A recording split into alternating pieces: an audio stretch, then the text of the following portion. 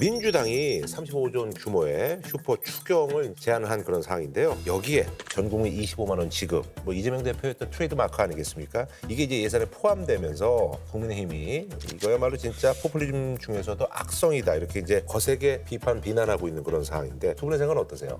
저는 네네. 추경이 필요하다 보는 네네네. 사람이에요. 경제가 너무 어렵고 네, 맞습니다. 네, 서민들 저도 너무 많이 힘드시니까 추경 필요한데 전 국민 25만 원씩 주는 거는 네. 국민의힘에서 왜 자꾸 반대하느냐 하면 그게 소비를 진작하는 효과가 굉장히 약해요. 네. 소비를 진작하는 효과는 저소득층한테 지원을 했을 때 가장 네. 강하거든요. 근데 이재명 대표가 굉장히 오락가락하세요 최근에. 그러니까 왼쪽으로 갔다가 오른쪽으로 갔다가 막 왔다 갔다 며칠 만에. 저희도 모르게 다르긴 하셔서 했었습니다만. 저도 어느 이재명 대표가 진짜 이재명 대표인지 저도 잘 모르겠어요. 그래서 제가 뜨거운 아이스 아메리카노 같다 이랬더니 또 이재명 대표가 바로 반박하고 이러시던데.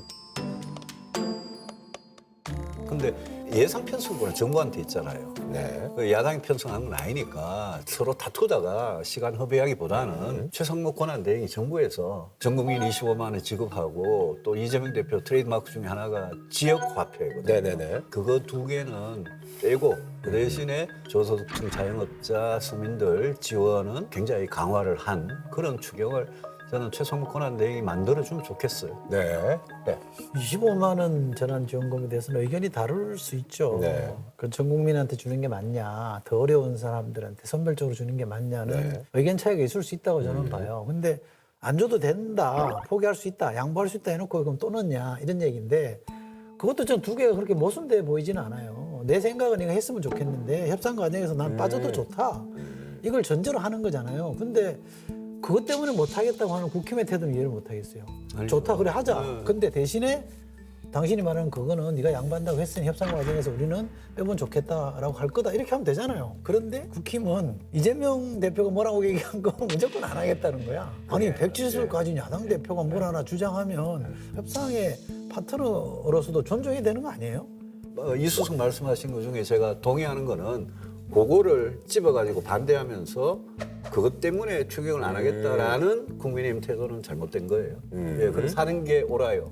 근데 이제 최근에 이재명 대표의 변신 이게 너무 막 화려해가지고 몇 개가 있어요. 그 이제 방금 말씀하신 추경 안에 그거 갖고도 왔다 갔다 하셨고 주 52시간 예외를 네네네. 검토하겠다는 식으로 기업인들 앞에서 이야기를 해놓고 또 국회 대표 연설을 할 때는 갑자기 주 4일 근로국가를 만들겠다. 거기다가 이제 감세에 대해서 그렇게 반대하시던 분이 지난번에 검토세 폐지하셨죠. 가상화폐 과세하는 거 그것도 유예했죠. 상속세겠죠? 최근에 이제 예. 상속세 이야기를 하는데 저는 이재명 대표 최근 이야기 중에 상속세 이야기는 제 와닿았어요.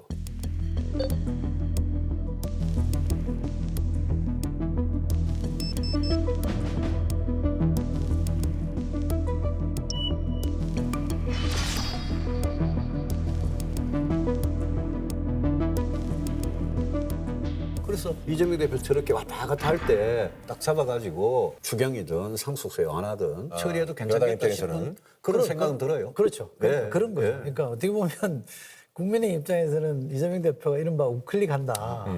환영할 일이잖아요.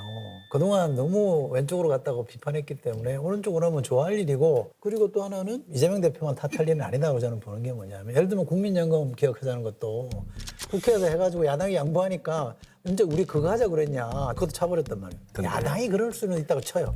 근데 책임 있는 여당은 그러면 안 되거든요. 야당을 구슬려서 되게 만들어야지. 근데 국민연금은 이대로 제가 지나가면 안 돼요.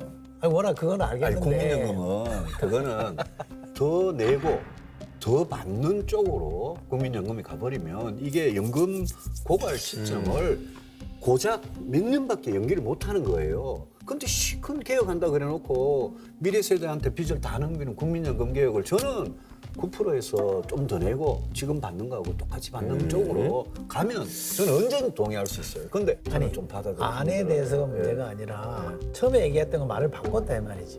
국민의힘이. 그러니까 오락가락하는 건 비상파장이다. 예예. 왜 요즘 이재명 대표한테만 그러냐 이 말이에요. 알겠습니다. 하여튼 오락가락 안 했으면 좋겠어요. 네네. 정신없이. 저도 동의.